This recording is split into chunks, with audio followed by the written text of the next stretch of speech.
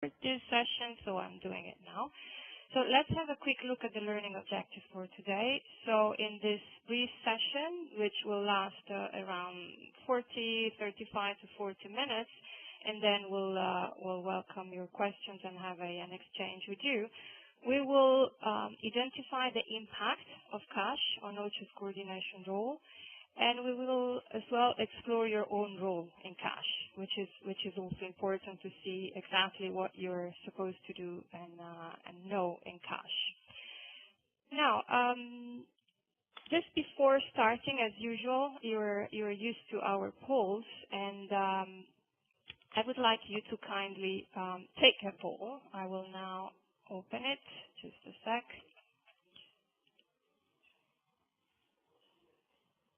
Voila, you should now see the poll open, and we have two questions for you. The first one is, to what extent you are involved in cash coordination? Donc, dans quelle mesure êtes-vous impliqué dans l'assistance de cash?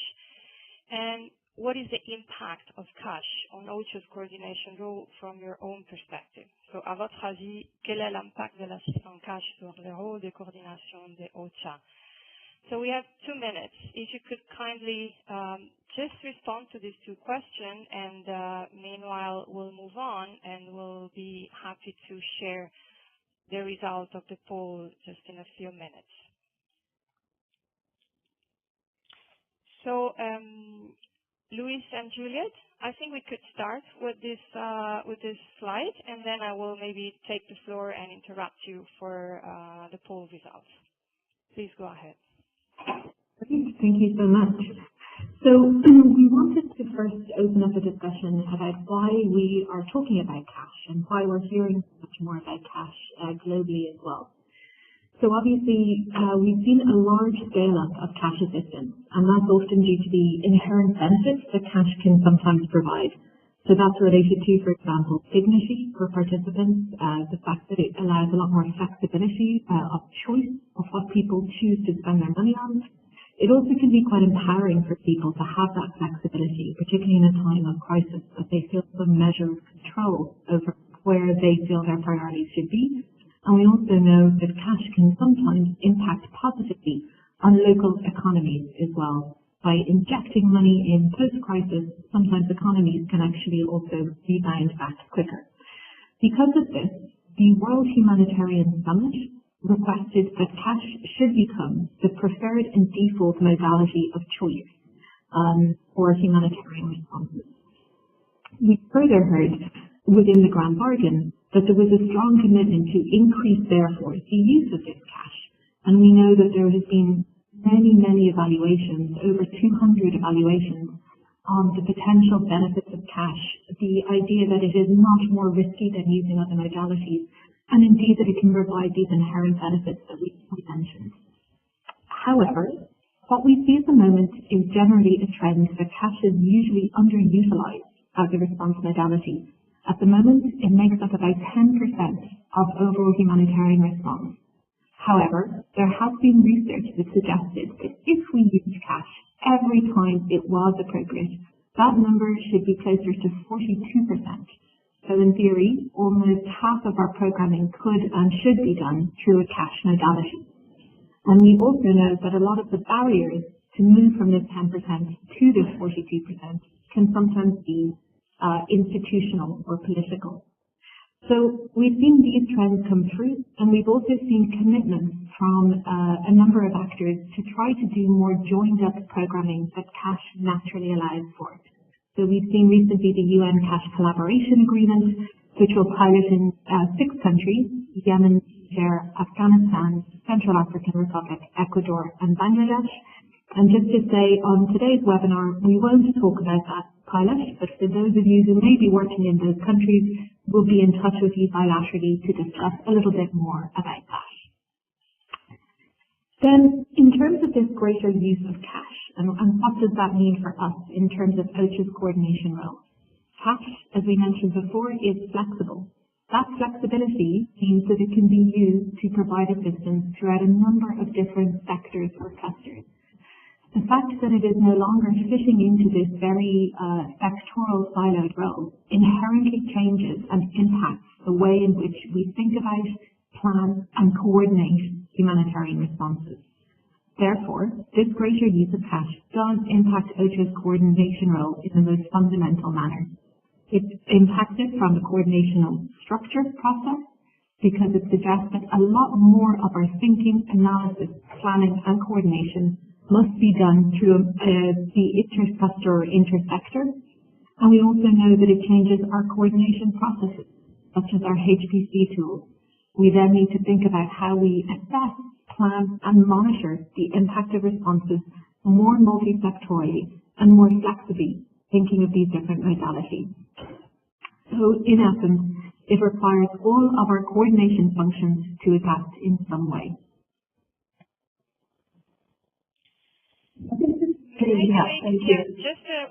Just a few seconds just to share the results of the poll. I tried to share them, so you should have seen them on your screen. But basically, from the poll, it would seem that not all of our colleagues are involved directly in cash, so the majority would not be involved. And in terms of what is the impact of cash on the coordination role, I think the great majority of the responses indicated that it does affect coordination structures and it does affect coordination processes. So I think we are right on target here. So over, and I will give the floor back to you, Julia. Thanks so much, Cecilia. And it's great to hear those responses and to hear indeed that so many of us are well aware that this can and does affect coordination. So before we move into talking about what that impact may actually look like, we wanted to just put up a quick slide on definitions. And this may seem very kind of like basic or something, but what we recognize with cash is that because cash has this ability to do different things and meet different needs, we sometimes need a little bit more of a complicated structure when it comes to how we define what type of cash we are using. And what we've often seen, and many of you may have recognized from a lot of literature or documents, the term unconditional cash has often been used in the past. And this is in fact a little bit of an erroneous term. It's not exactly correct. Because in essence, when we talk about cash, we talk about two different ways, two different methods of using or restricting cash. One is that if cash is being used as in response to a pre-qualifying or a prerequisite agreement, then it is considered either conditional or unconditional. And an example of that would often be, for example, food for work. If you work, I provide you with food. And indeed, then we've seen the transition to cash for work. If you work, I provide you with cash. Another very good example that we often see conditional cash being used is around education. Very frequently, some of you may be aware that UNICEF, for example, will often say, we will provide you with funding for your family only if we can guarantee that one of your children is regularly attending school. We call that a conditional grant. On the other side of that, we've also seen some restriction on how cash is used. And again, a very clear example of that, which many of you may recognize, is food vouchers. We are giving you cash, but it must be restricted in the way that you use it. You may only use it for food. And these ways of restricting or limiting or planning for cash, they don't challenge our coordination system as much.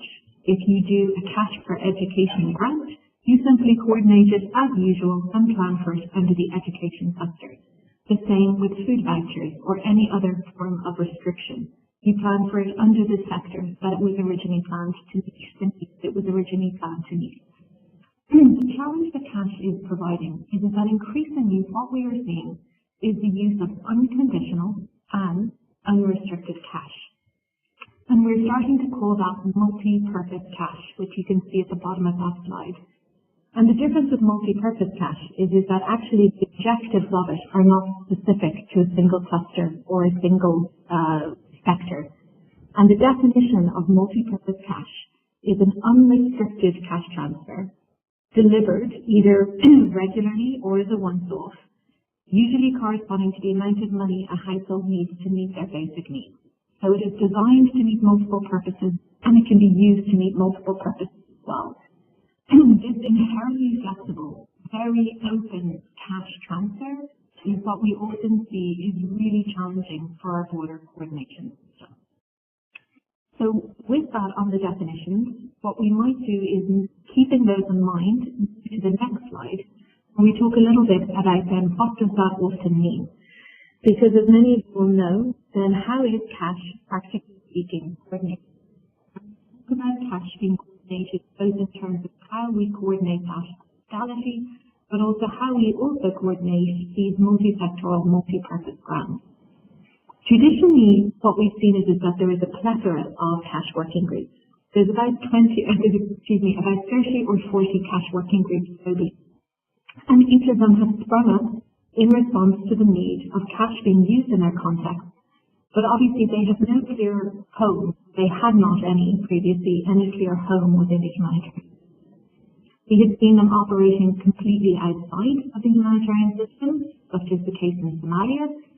Sometimes we saw cash working groups spring up underneath individual clusters, such as the food security cluster. And sometimes we saw cash working groups spring up and report directly to the humanitarian country team. Those three examples are highlighted in red bubbles on the slide that you see in front of you. As of December of 2017, we have agreement from the Global Cluster Coordinators Group that in the future, cash working groups should be placed directly responsible and accountable to the Inter-Cluster Coordination Group. And that is in recognition of the fact that cash as a modality impacts the whole of the humanitarian response. The way in which we choose to do modalities is a relevant discussion for all of the clusters and all of the actors, not simply individual operational partners. Moreover, the decision about what is the right combination of modalities that we choose should be coordinated with any other modality at the correct operational level. So increasingly, we have seen cash working groups represented more as the bubble is dark on the slide in front of you. That is to say that cash working groups are a subgroup formally recognized of the intercluster and are accountable to that group as such. So, with that, what we've also then seen is on the next slide, what does that mean for OCHA? If we recognize that cash as a modality has inherently considerations that are relevant for the intercluster, we recognize that cash, like in kind, should be coordinated at an interclusteral level through that mechanism, but we also recognize that the increasing use of unrestricted or multi-purpose cash can also have huge implications on how we actually do analysis at the intercluster level. It requires all of us to really think more robustly about how intercluster coordination works. With that in mind, what is OCHA's role? And what we say for cash is that, like anything else, OCHA coordinates cash the same as we do in kind. We ensure that there are context-appropriate coordination mechanisms that are in place. And that is to say that we don't believe in every single emergency that cash working groups may be relevant or set up in the exact same structure. They should be context appropriate. And that we are always available at OCHA to ensure that we advise the humanitarian coordinator and the HCT on any relevant coordination structure, and that should necessarily include cash. We will always ensure that any cash working groups or cash coordination mechanisms have clear and strong linkages to the coordination architecture. And we do this by ensuring that there is a reflection in terms of reference and the work plans of both the cash working group, if and where they're established, but also of the intercluster coordination group. We insist that cash working groups, where they exist, always have a seat or a chair as a full member of the intercluster, and that we ensure that cash working groups do not exist separately, but their priorities are informed and are informing by the overall response. For OCHA individually, we also say that at times, depending on the requirement, we may provide a co-chair, a chair, or secretariat support as required to these coordination mechanisms. That is in recognition that they are simply just another subgroup of the intercluster, and that cash, like in kind, we always coordinate through that mechanism. We call this also the function that we would provide, strategic level coordination. And that is to say that obviously in a cash working group, like in any other sub-working groups, there can be requirements, and often is, for technical level knowledge and technical level capacity. An example of that would also be needs assessment working groups. While we, in this particular case, are not ever going to become cash technical programmers, we do have the requisite skills to make sure that strategic level coordination is ensured. And that includes linking it into our humanitarian program cycle, ensuring that cash is considered equally to in-kind, and, for example, integrating cash fully throughout basic coordination functions, including information management.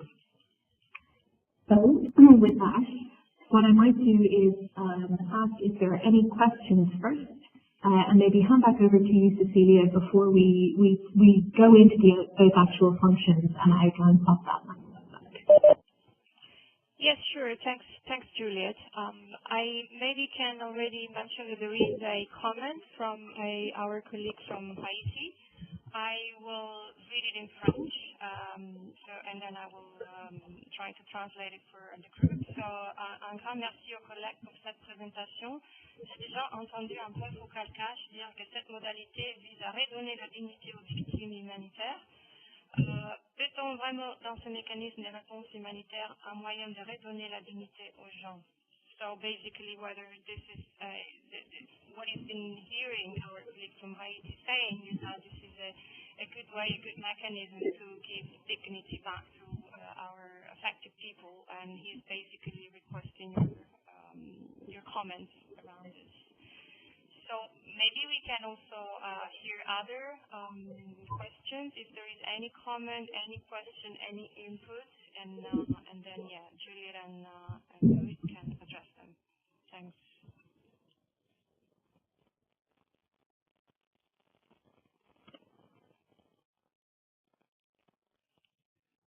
You can also unmute yourself if you prefer to speak.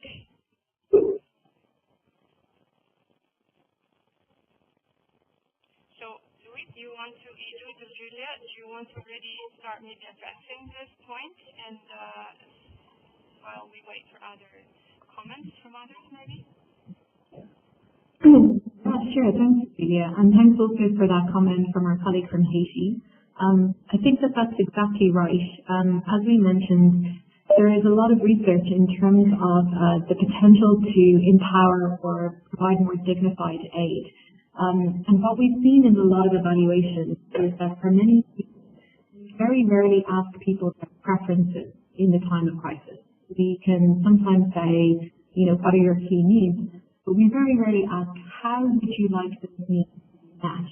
And what we've seen from the majority of cases with cash, and there's the polls that we can share afterwards, is that almost across the board, when given choice, people prefer to receive cash. That's a very understandable preference as well, because they believe it allows them the flexibility and the choice to meet their needs as they see it a priority. I think also the unspoken piece, and what we've seen from some qualitative reviews, is around that idea of empowerment and dignity.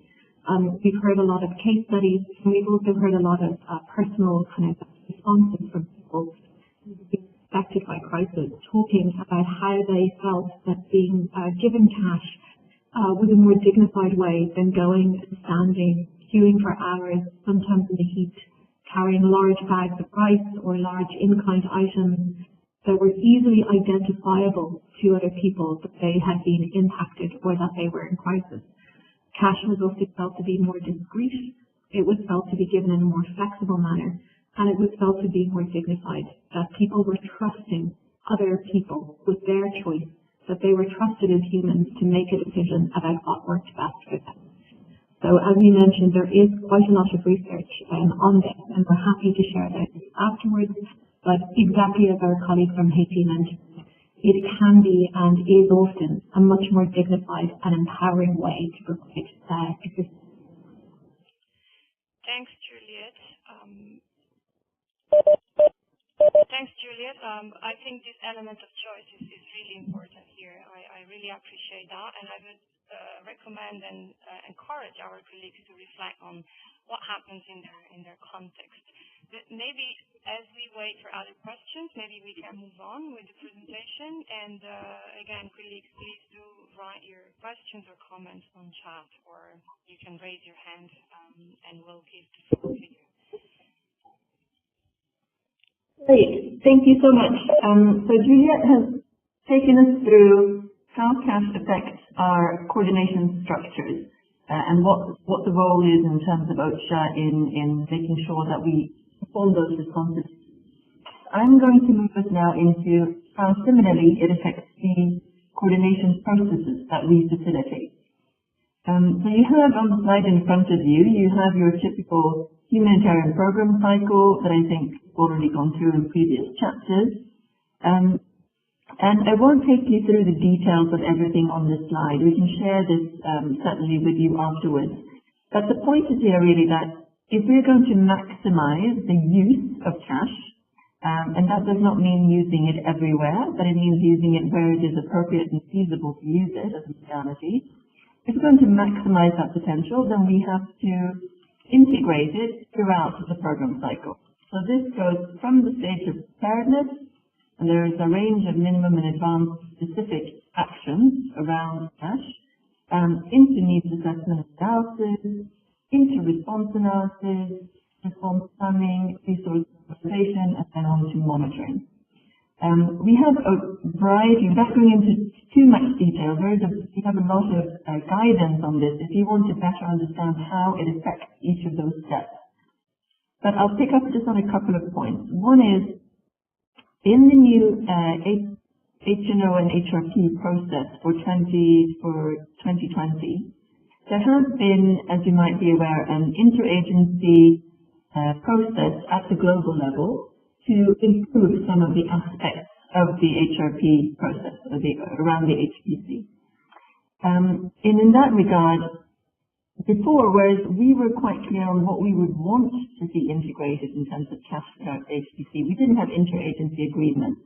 We now do through this process. And so the outcome of this process has meant that there's a much greater space for cash throughout. And by that I mean that within the needs assessment analysis, there is a much greater emphasis on understanding the multi-sectoral nature of the needs.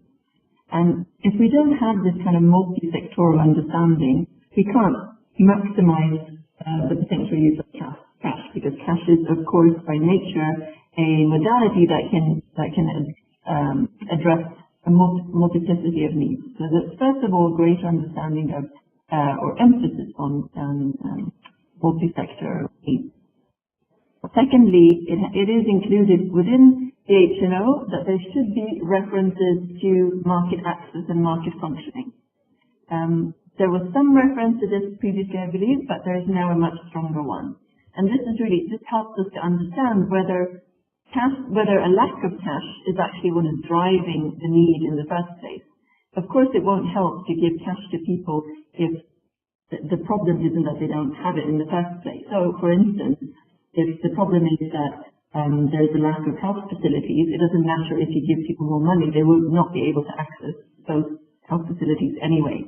So understanding whether market access functioning is actually a driver of that need is key, and also shows us potential for market-based responses. I'll also say within the HRP, there's also a much greater emphasis on multi-sectoral responses, first of all. And within this, also much more emphasis on evidence in terms of the modalities that actors choose to use in response. So before, as you may know from previous HRPs, there wasn't really a need to explain why clusters decided to respond in the way they did. So now we're asking clusters to say, okay, in this particular context, we considered evidence in terms of the best and most feasible and appropriate way to respond, and therefore we chose in this context in-kind assistance. Or it could be that the choice was that they would provide cash assistance and they did it with this evidence in mind. So this is something that has been pushed quite a lot with donors in particular, that they want more transparency around how we choose the different modalities. And it's also for that reason that OCHA has been involved quite a lot in interagency projects around determining cash feasibility at field level and having a common way of discussing and determining whether cash is feasible or not.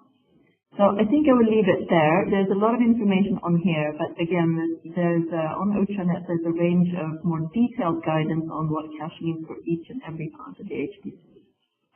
So I think we'll move to the next slide, please. So beyond the HPC, it also very strongly affects our information management processes. And I don't know if we have IMOs online who might be able to relate to this. But basically, in terms of IM, why at all are we talking about, why is there a need to even track cash? Well, it seems quite evident that it's, as Juliet mentioned in the beginning of the session, potentially cash could form about 42% of our overall global response. In many contexts, it's already higher than that, but globally it could reach up to 42%.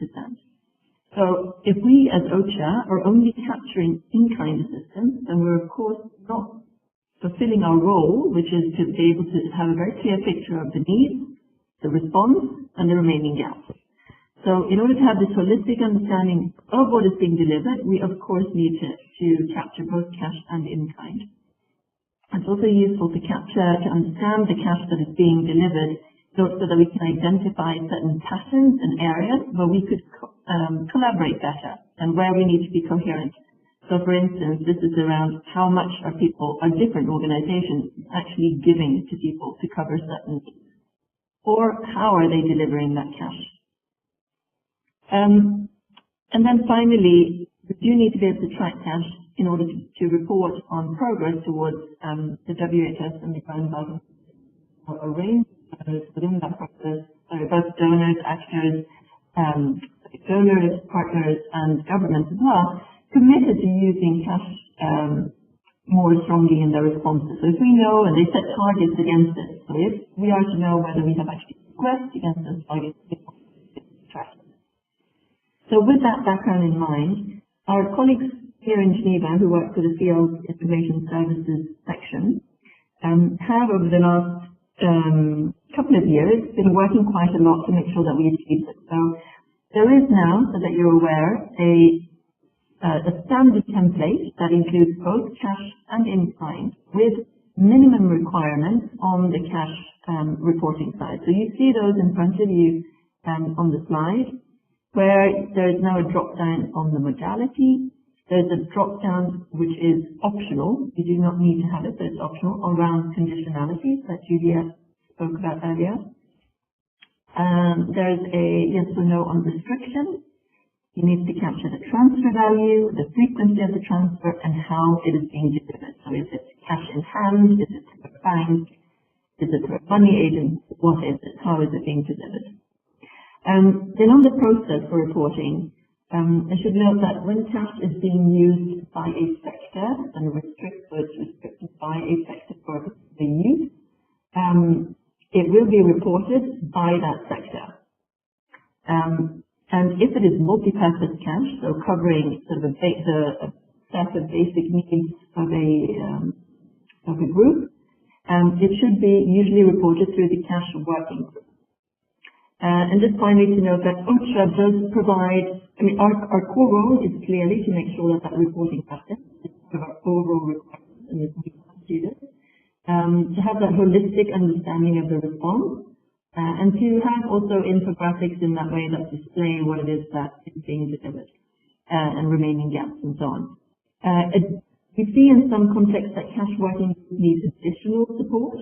So OCHA can be providing that kind of IM support if we have that capacity. If we don't, we have the responsibility to make sure that a partner or a customer or so on is identified that could help do that. So we'll go to the next one, please. Okay, so almost finally, I just want to mention a couple of things around the linkages between cash and social protection. Now you may have heard this being discussed quite a lot in various contexts. There's of course generally a lot of discussion now around how do we link humanitarian development assistance in terms of the nexus discussion And within that, cash has a very interesting role to play because it could potentially help. So basically what we're talking about is, in which context is it possible to use the national social protection systems that are already in place to potentially deliver humanitarian assistance? And the way this could be done is either by, in time of crisis, to either expand it vertically, in terms of for the same people who are receiving assistance already, you add up, you top up, and you add additional. Or you expand horizontally, but it then includes more people in a time of crisis. Now, the challenge that we often see within OCHA context is that where we work, there are quite seldom very developed social protection systems. And so there's a lot of discussion around what should actually OCHA's role be here. Is there a potential to actually use them? And what we're seeing in many contexts is that really OCHA is being involved in a range of different activities, including just simply looking at, I use the example of Nigeria, who has done this quite recently, at least starting to share information between the humanitarian side and the social protection side, so that we understand what is actually being implemented already by the country itself. In Nigeria, there was some areas where there were potential overlap, where humanitarian partners could be delivering assistance to people who are already receiving assistance from the National Social Protection. So in terms of just understanding, okay, who is receiving what, and what are the transfer rates, how much money are people actually getting. And then secondly, to start going into more detailed support in terms of understanding the potential of those capacities to eventually be used in humanitarian access to develop, to implement humanitarian programs, or to channel funds. So understanding what is their capacity and what is the feasibility of use of this. Or indeed providing technical support to eventually strengthen those systems so that in the longer term they could potentially be used in the end for humanitarian. Okay, I think we'll move to the next one, please.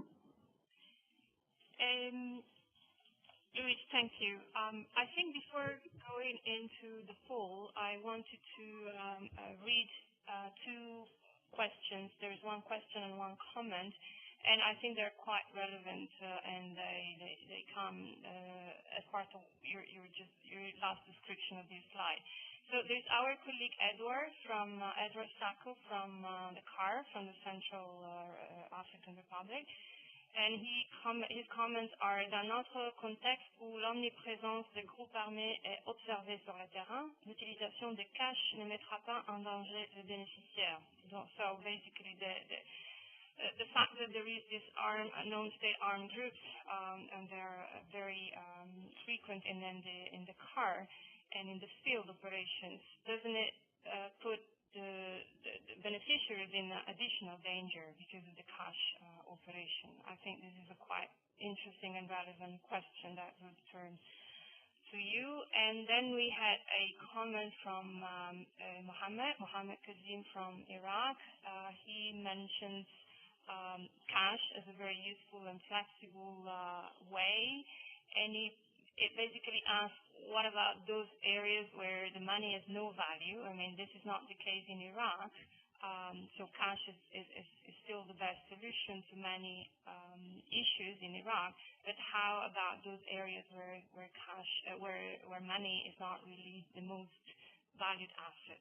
So I would turn this to you, and then maybe we can move on with the poll. Thanks.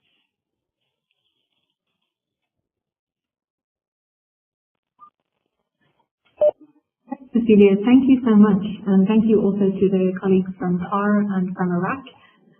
From CAR, we know that actually, just as an aside, CAR is an exceptionally strong example of how cash is coordinated, much to the leadership of François, of Rosaria, of Lucia. So I am delighted to hear another colleague from CAR, and indeed kind of more of the team getting up to speed on the discussions. In response to the comment regarding potential risks particularly of armed groups, as is the case in CAR, it's actually quite linked to the second question, which we will deal with as well, which is understanding what is the most appropriate or feasible modality. Cash is not always the best modality for every single context. With that said, in places like CAR, what we've also seen is that cash is not more inherently risky than in-kind. So I would imagine, without knowing the context, that providing any assistance in areas where you have significant levels of armed groups is a huge and complex challenge. We know in parts of northeastern Nigeria, during the height of the Troubles, that in-kind trucks and in-kind convoys could expect in some cases up to a 60% seepage or leakage, which was simply to say that many trucks were hijacked upon the route. We also know that with cash, though, there is a perception that cash is somehow more valuable, and that therefore there is a much lower tolerance of both donors and of other actors for any misplaced or misused cash. And we can really see that a lot in places where there are armed groups operating, that some countries, such as the US or other donors, worry that if cash is pumped in, that it would lead to militias being, in essence, funded through this mechanism. I think it's an incredibly valid point. I think it's something that requires a lot of analysis at both the intercluster and humanitarian coordination group. But my only advice in these complex discussions is to keep in mind that in-kind is not neutral either. There are no neutral options in a humanitarian response. Everything comes with potential benefits and potential dangers. I think our role as OCHA is to make sure that cash is considered, weighed appropriately and feasible. And maybe linked to that, we might want to take the second question from our colleague in Iraq.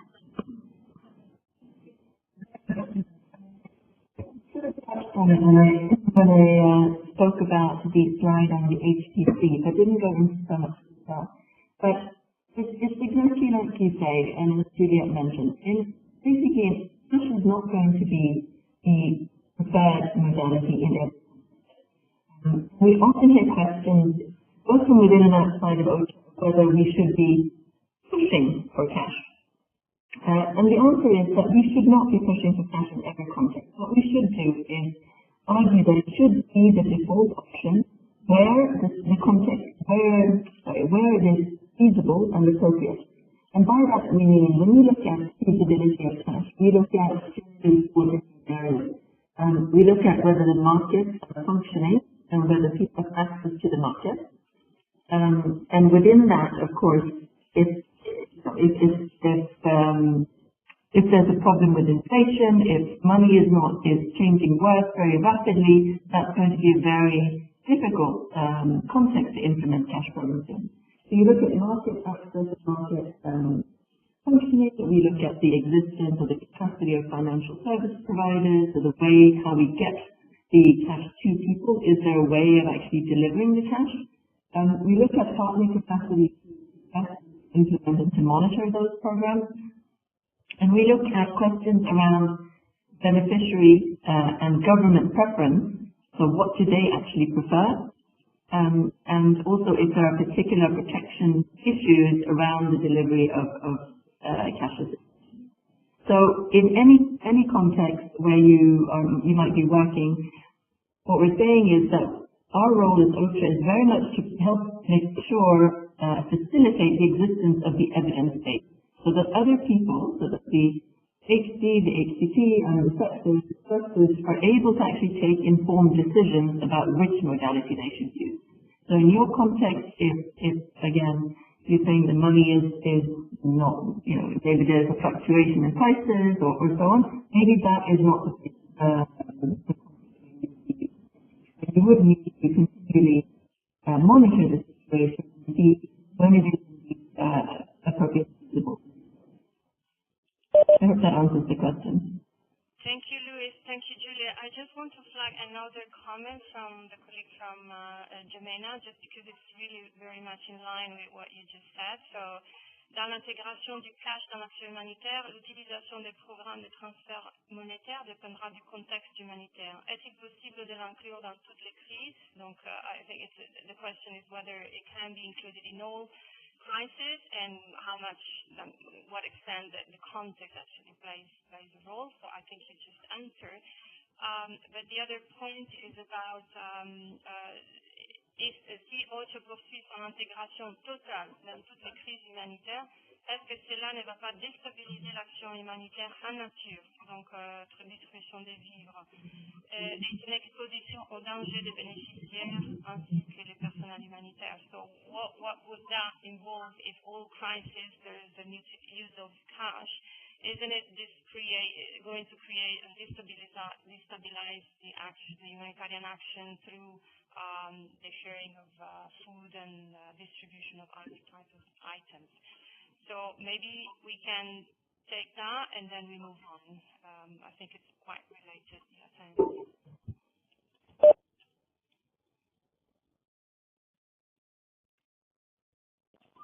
Sorry.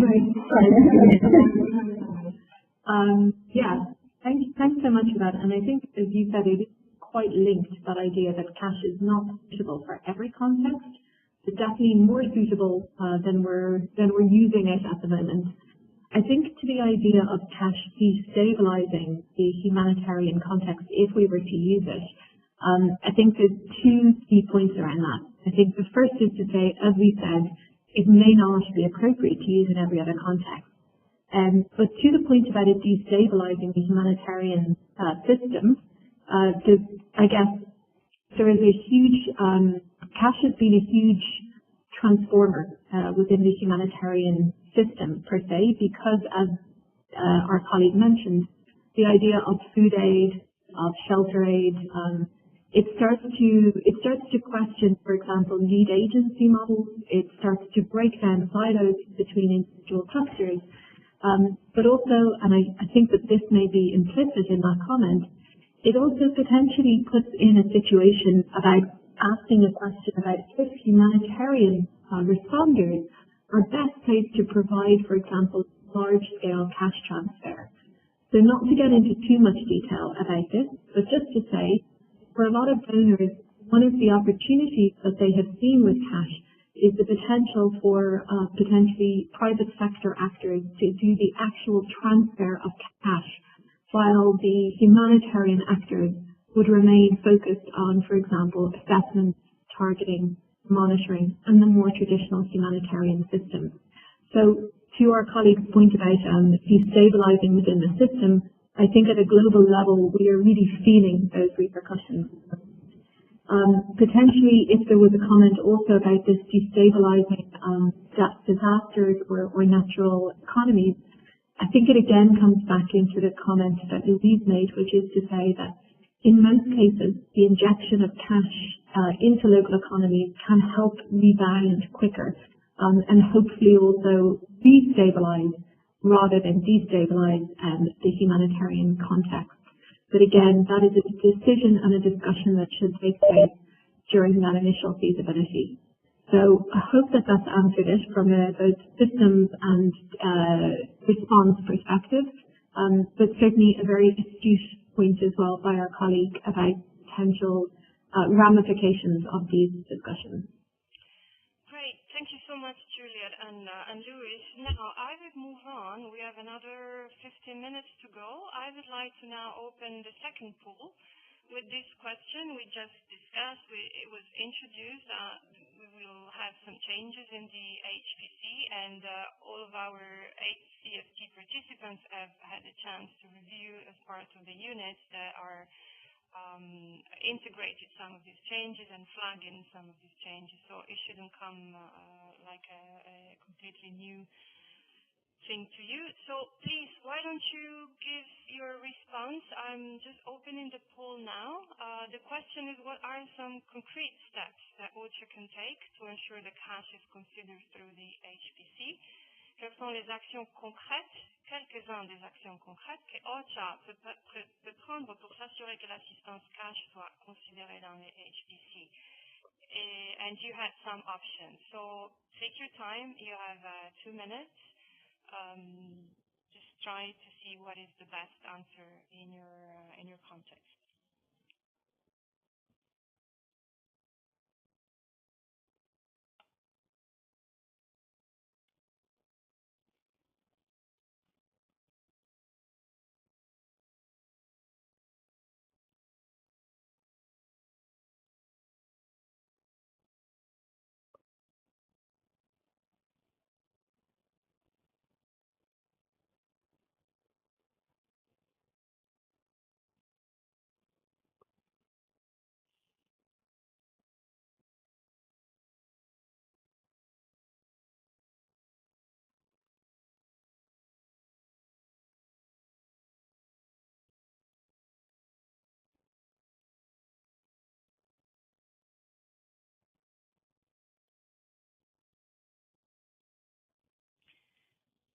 Okay, I see that most of you have responded, and I will share the result in a few minutes as soon as they are ready. So maybe we can move on, Luis and Juliet. Thank you. So I think we're just now wrapping up. So we've tried to take you through some of the background of why we're talking about cash in the first place, how it affects our coordination structures and our processes, and OCHA's role in that. So just to recap then, we do have this, as you see in front of you, OCHA on message that sets out in more detail our policy on cash within the organization. But the main points are that, as we mentioned previously, OCHA commits to promoting cash as the default modality, but only where this is feasible and appropriate. So again, not in every context. We're also committing to supporting effective, context-specific cash coordination mechanisms. Again, this is part of our overall mandate to advise the HC and the HCT on what the coordination structure should look like in countries. We're also committing to sharing, co-sharing, or providing the secretariat for the cash working group. We are not saying that we have to have a certain role in every context, but the point here is that there is no agreement at the global level on who should be chairing a cash working group. So as OCHA, we say that we will step up to do what is required to provide effective coordination in any context. And very importantly here is that we are, of course, responsible within that for ensuring that there are very strong linkages with the inter-cluster coordination group. And then finally, we are committing to integrating cash into the humanitarian program cycle, so throughout each phase of the program cycle, and including promoting this common understanding of what is feasible in terms of responding, which modalities provide the most feasible and appropriate way of responding to a certain crisis. I think we'll move to the next one, which I think is just a translation of into French of the same. Please then allow me to just share the results of our poll, because I think they go very much in line with what you just said. So the great majority, so 10 out of 19 colleagues, thought that some of the concrete steps, the most actually concrete step, would be to facilitate evidence on the feasibility of using different response options and feed it to partners and clusters. Some others thought about ensuring the P4W report on all assistance modalities, and some others thought that all of the above was applicable. So I believe that there's a good understanding in place on the actual steps that could be taken. Yeah. So maybe, Cecilia, if you allow me just to respond to if some people indeed put all of the above, I would just highlight that options B and D are not appropriate for OCHA, because this is basically saying that we are either advising partners that you should always be using cash, or that we're telling donors only to fund cash. So that is not what we're actually saying. What we are saying is that there has to be a context-specific approach based on what is feasible and appropriate within that response. Just to reiterate that again, to make sure. Great. So I believe, yes, nobody actually selected those two options you mentioned, so we're good. Moving on, yeah, I think this was a slide just to summarize, I believe, your key points in French, and thanks for this. And do we need to move maybe to the last slide? Yeah. Okay. So again, just to reiterate that there are a range of resources for you, for anyone who's interested in knowing more. So again, we have the OCHA on message that I mentioned with the short 2-pager that sets out our position. We have more information about how to integrate cash into systems and processes, and that discusses how cash affects every single of our functions. So how does it affect IM? How does it affect preparedness? How does it affect our human trend funding mechanisms and so on? There's internal guidance on how to facilitate this common understanding of cash feasibility that I mentioned. There is, from last year, information on how to integrate it into HRPs, but there will be new guidance coming out through the interagency process guidance, the formal guidance, which has actually very recently been shared by our colleagues here in APMB. So there you will have some more information as well. And then we'll just advise you to please have a look on OCHA.net and see if there's anything further you need. Yes, Louis, we have a couple of requests for clarification. So we have from Mustafa one clarification. I was a bit lost. We are talking about cash transfer, not about other types of cash intervention, cash for work or vouchers, for example. And then Sandy was asking actually to explain concerning the previous poll, the option A, which was about the ensuring the 3-4Ws report on all assistance modalities. Okay. So maybe on the first question on what we are talking about. So when we talk about cash, we are talking about both cash, as in physical cash that can be used for anything. We're also talking about vouchers and what Juliette was talking about previously, which was about ways of restricting the use of the cash that you receive. So that could be through a food voucher, for instance. And we're also talking about what you're mentioning, which is around the conditionality of cash. If there's something you have to do to achieve that, to actually get to. I think it also is something that we probably should have put in the definitions as well.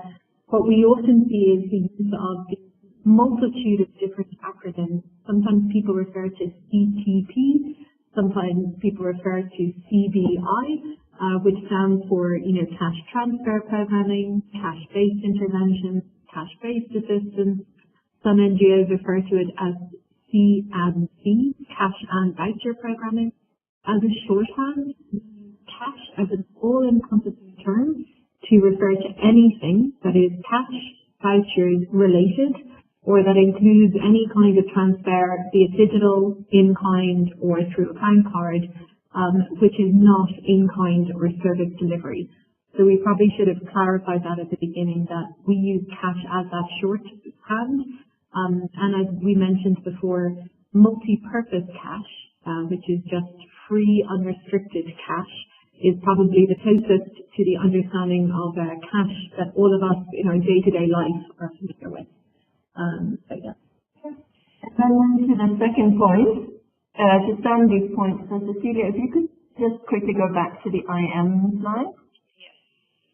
So just to recap, when we're talking about within information management, we're talking about the need to integrate cash into our reporting mechanism. So the way we manage, I'm not sure if you've gone through the IM chapter yet and the HCSP, but the way we manage, of course, reporting on operational programs at the country level is through 3 or 4 Ws, so who does what where. So what I was trying to present here was the importance of including not only in-kind when we ask partners to report on what they do, but they should also report on any cash distributions they have done. So here it was really about making sure that these formats, the 3, 4 Ws that are being used at country level, can handle both cash and in-kind equally. I hope that responds. Thank you, Louise. I think I have a last question very quickly again from Haiti. We talk about the instrumentalization and the politicization of cash. So the Haiti colleague was saying in a pre-electoral period, just as the one that is coming up in Haiti, is there a risk that the activities on cash could be politicized, and how can we anticipate that and organize ourselves to anticipate that? Yeah, and I guess on the comment of politicization of cash, I'm not quite sure if that's from a politicization by the government or indeed the more interagency politicization, which we know was of issue a couple of years ago in Haiti. But just to say on the former, on the idea of the politicization of cash potentially by governments or by other actors, we've seen this quite frequently, and indeed it's a critical component in any preparedness project. We know Haiti is prone to disasters and that cash in the future may be used as a rapid response mechanism, and that what we've often seen is that governments where cash is being used frequently ask for it to be routed through their existing mechanisms, social protection systems, or local ministries. Contrary to the idea of how we would usually transfer humanitarian assistance through our own mechanisms. And I think that also speaks to potentially the politicization also from an interagency perspective, which is to say that if we as a humanitarian community in a time of preparedness are clear about how cash will be used, who will be benefiting from it, how we are targeting them, where they will be registered, that can support in terms of that preparedness for making sure the most effective response is provided. On the more internal humanitarian component, it requires us as an interagency family or community to have clarity on an overall idea as to how prepared we are to respond in cash, what we feel the best mechanisms are, and how we plan to coordinate it. So all of it speaks to a need for a lot of preparedness, a clear level of engagement, and a really clear understanding across the overall response about how cash is being used, by who, and to reach what need. So I think it's an important point from Haiti, and hopefully one that we'll see also as part of that preparedness process. Thanks, Juliet. Yes, this was really important. So with this, I think we have reached the end of our webinar, and I'm very, very grateful to both you as the presenters. It was very, very clear and relevant, but also to our HCSP participants, our colleagues who shared some comments and some interesting experiences that I see coming up as relevant in cash from their own context. As I'm opening our last poll, the usual last question that we ask you to please answer, I wanted just to flag that we are now in Unit 3, and as part of this unit, we have opened up a folder on the activity folder in the LMS, and you can actually write any other comment or questions you might have on cash, and Louise and Juliet, I think, are kind enough now and then to come in the platform themselves, and you will see that there is also posting from Louise. So please feel free to ask questions or to even share any additional experience you might want to share with our two colleagues. And I hope you will agree with me, Louise and Juliet, that this is really a good opportunity for the colleagues to reach out and to take advantage of your expertise and your availability in this area. So with this, I once again want to thank everybody. I also want to thank Heidi, who is in the backstage, is helping out and monitoring this webinar. And thank you so much, Juliet. Thank you so much, Louise, for joining us. And I wish you a very good rest of your day. Thank you very much from our side. Thank you.